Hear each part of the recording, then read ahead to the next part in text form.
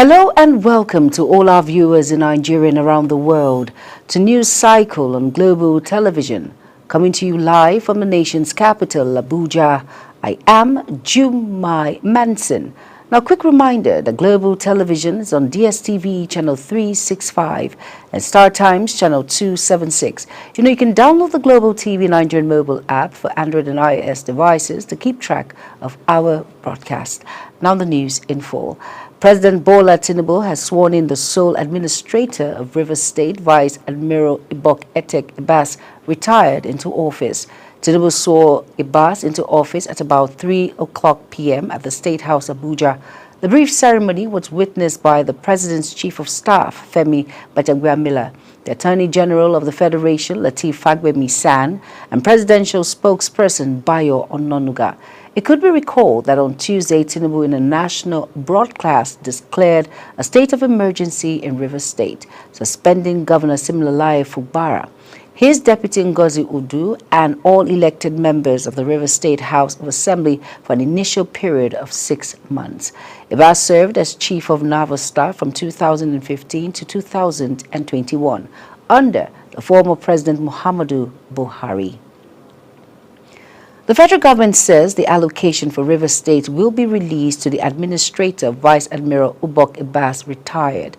The Attorney General of the Federation and Minister of Justice, Lateef Fagbemi-San, while briefing State House correspondents at the Presidential Villa in Abuja, noted that the former governor of the Rivers State and Minister of Federal Capital Territory, FCT, Nyesom Wike, has no role in the political crisis in Rivers State that culminated in the declaration of a state of emergency. Moving on now to the Senate suspended its plenary and announced that the debate on the state of emergency imposed on Rivers State by President Bola Ahmed Tinubu has been shifted to Thursday. The postponement was announced after the Senate leadership delayed the commencement of its plenary for about 2 hours when the majority of the serving senators across party lines had not fully taken their seats. Suspended Rivers State Governor Siminalayi Fubara has urged residents to remain calm following President Bola Tinubu's declaration of a state of emergency and his temporary removal from office. In a statement personally signed and released, Fubara reaffirmed his commitment to upholding the rule of law despite the ongoing political turmoil. Fubara explained that his administration acted in good faith following President Tinubu's previous intervention, implementing agreed terms, including reinstating commissioners who had resigned. The People's Democratic Party, PDP, has rejected the imposition of a state of emergency in Rivers State, declaring that President Bola Tinubu does not have the constitutional power to suspend the democratically elected governor of the state, Siminalayi Fubara. In a statement, the PDP spokesman Debo Olagunogba says Tinubu's declaration was in violation of the 1999 Constitution. Debo says the unconstitutional declaration by President Tinubu of the suspension of the democratically elected governor of Rivers State, Governor Siminalayi Fubara, and appointment of an unelected individual, Vice Admiral Ibok Ibas, retired, to govern the state is a clear attack on our nation's democracy, an abrogation of the vote and democratic rights of the people of Rivers State to choose their leader under the Constitution. Still on, Rivers State House of Assembly has endorsed President Bola Tinubu's declaration of a state of emergency in the state. This was contained in a statement issued by the Speaker of the House, Martin Amaewhule. Amaewhule says the Assembly would abide by the President's decision even though it was not what they had hoped for. They say the President has acted in the best interest of the country.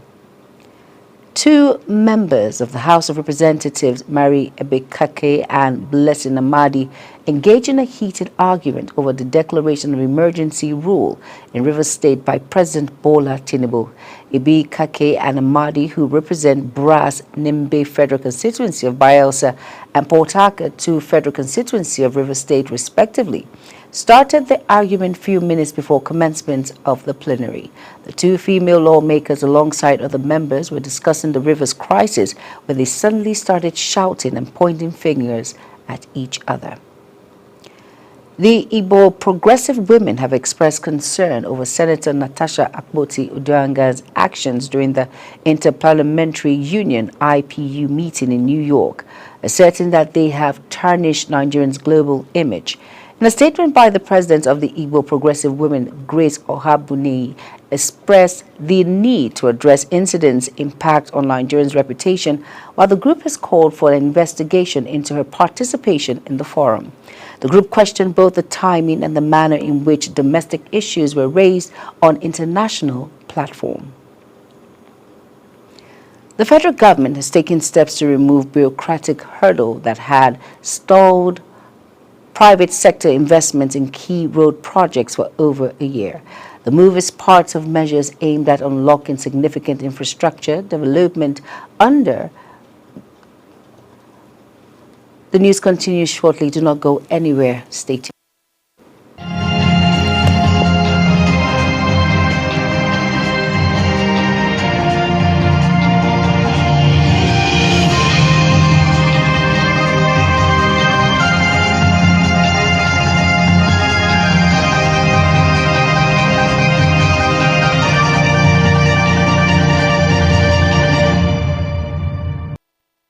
Do you know that global television can be watched in Nigeria and all over the world?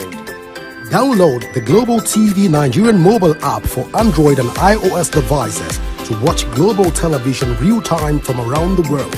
What are you waiting for? Start downloading and stay connected to global television.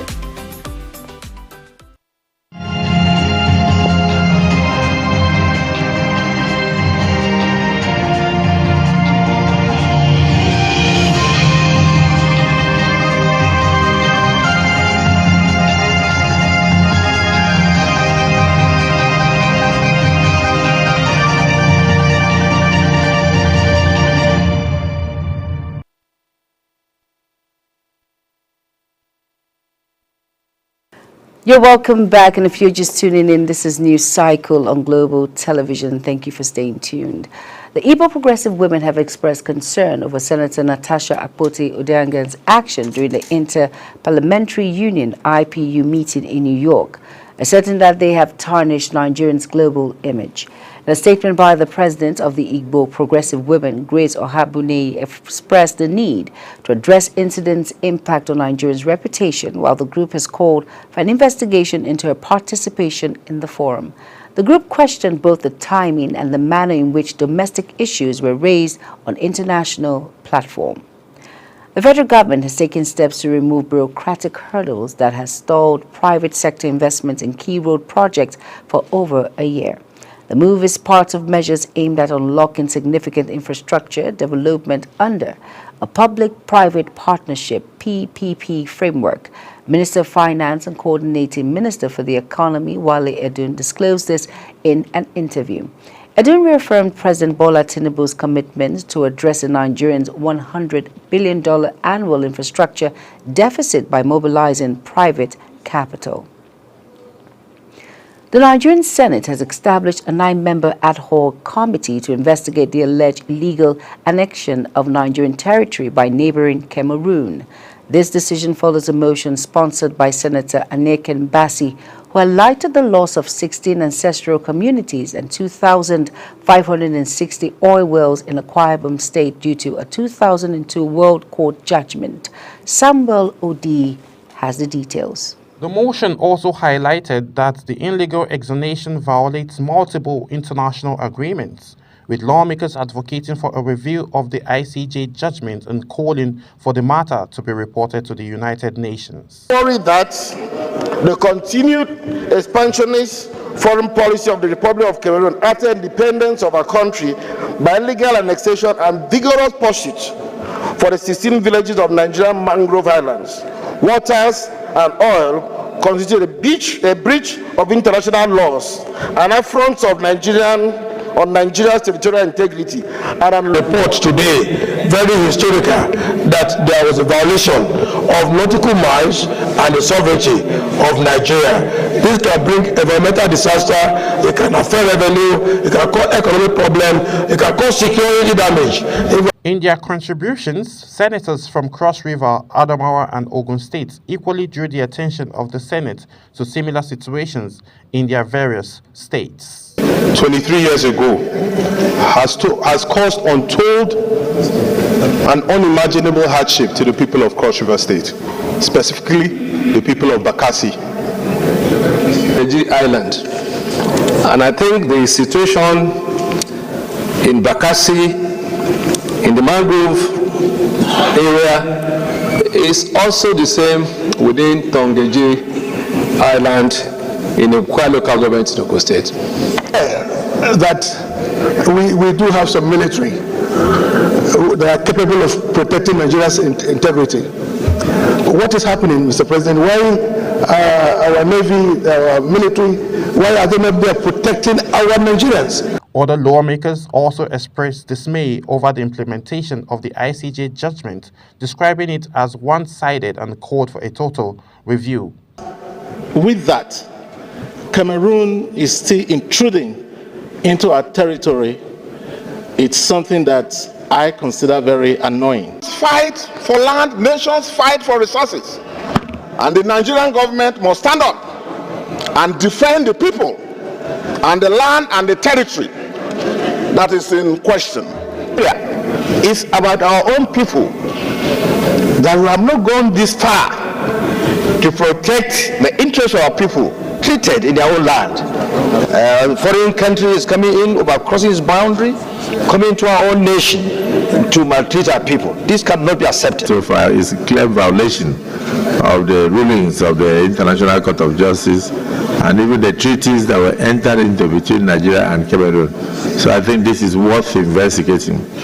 Our colleagues may wish to go further to even discuss with the Cameroonian counterparts on the implications of what they are doing, because we want to live in peace with our neighbors.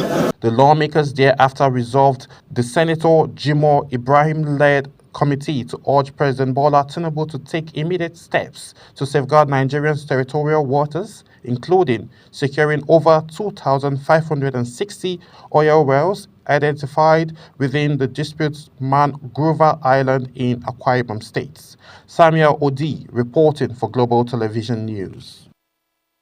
Thank you, Odi, for that report. The president of Petroleum and Natural Gas Senior Staff Association of Nigeria, Pegasin, Festus Osifo, has demanded that Sterling Oil and Gas Company must disengage the over 10,000 Indian expatriates currently employed at the company and replace them with qualified Nigerians seeking job opportunities in the oil and gas industry.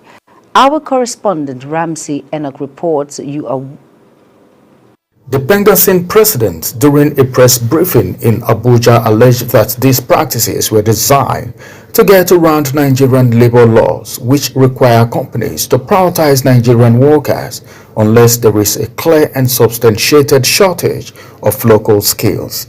Osifo explained that the primary issue lies in the fact that these expatriates are taking jobs that could easily be performed by qualified Nigerians, especially in low-skill positions. If other companies, the IOCs, the indigenous producers, they are all complying with our laws, they are all complying with our regulations, Sterling cannot be an exception. Sterling cannot be bigger than Nigeria. Sterling management cannot be bigger than Nigerians. As we have highlighted last week, and we are strongly, we strongly believe in this. We know that that is exactly what is happening. We have said last week that as of today, we have over 10,000 Indians that are working in Sterling. And majority of these people, they are doing middle and low level jobs. These are jobs that Nigerians should do. Osifo further called on authorities to rise to the occasion, noting that the operation of other expatriates has been within the confine of the laws and regulations guiding the entire process, stating that if nothing is being done, they will shut down the oil company and embark on a national strike. Because when you move and go, I've challenged them in national television. that let's go to Kwale, let's go to your area of operations and tell us, show us the roll call of people that are working in your operations, people in your control room. Show us. We go there and see those that are manning those operations. They are very easy. But before we get there, maybe to Eastern Obolo, to Uyo, to where they operate, they may want to quickly move away the Indians and bring Nigerians in. But we understand the game. We have worked in few locations. We will sit there for 4 hours. Those plans will shut down. Those plans will shut down because we know that the people that may be there are not the people who rightly operate those things. In fact, let them go and interview Nigerians that are working in Sterling. So if we have done all these and nothing is done, we will declare a national strike. Pengassin have said they will follow this case to the end of it, as over 10,000 Indians are working in Sterling, while Nigerians are roaming the streets looking for jobs, seeking employment.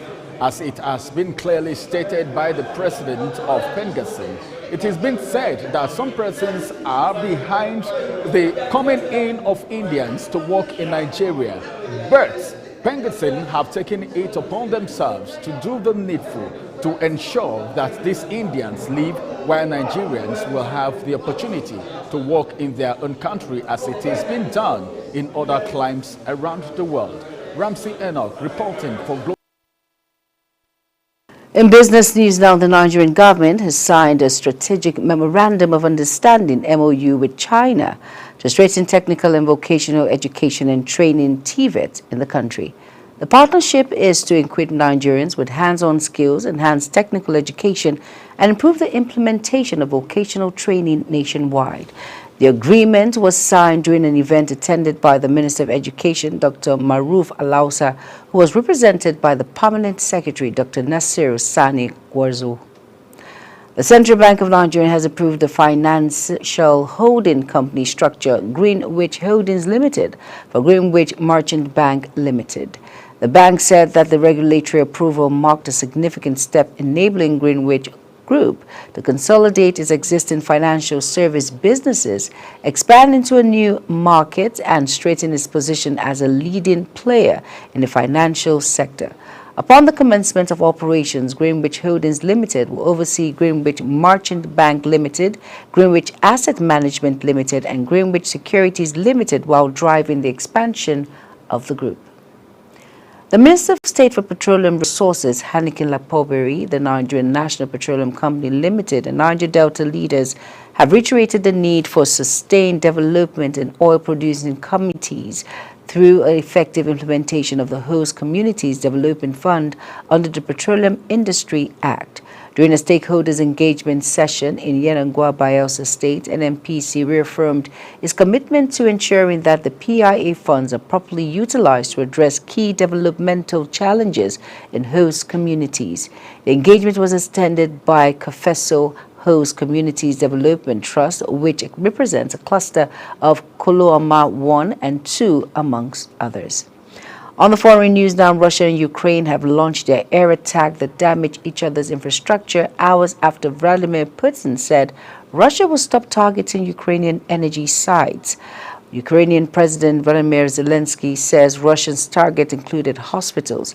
He said the Russian leader had, in effect, rejected a comprehensive ceasefire in his call with U.S. President Donald Trump. Putin said a full ceasefire would only work in Ukraine's allies stopped giving military assistance, a condition Ukraine's European allies have previously rejected. Officials in the southern region of Krasnodar said that a Ukrainian drone attack sparked a small fire at an oil depot. Vladimir Putin has rejected an immediate and full ceasefire in Ukraine, agreeing only to halt attack on energy infrastructure following a call with U.S. President Donald Trump. The Russian president declined to sign up a comprehensive month-long ceasefire that Trump's team recently worked out with Ukrainians in Saudi Arabia. He said, a comprehensive truce could only work if foreign military aid and intelligence sharing with Ukraine came to an end. Ukraine's European allies have previously rejected such conditions. NASA astronauts Sunita Williams and Buzz Wilmore were not left stranded in space for months to technical issues have found returned to Earth. The duo landed safely at SpaceX Dragon Freedom capsule /down off coast of Florida, ending a mission that was supposed to last just 8 days, but stretched to 9 months. Williams and Wilmore had traveled to the International Space Station in June 2024 aboard Boeing Stellina spacecraft for its first crewed test flight.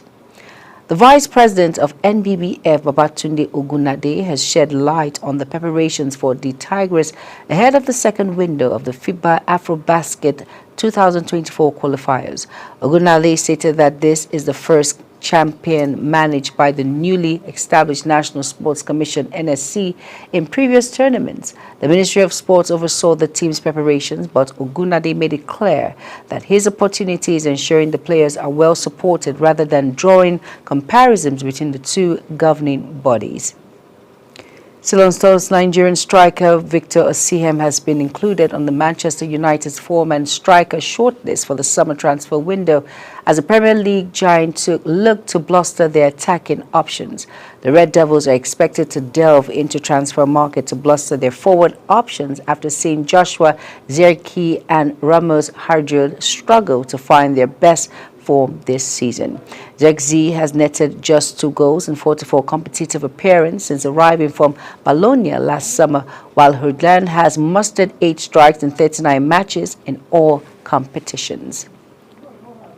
Now that's it on Global TV News Cycle. Kindly follow us across all social media platforms now showing on your screen by using @GlobalTVNG. You can download the Global TV Nigerian mobile app for Android and iOS devices to keep track of our broadcast. I am Jumai Manson. Thank you for watching.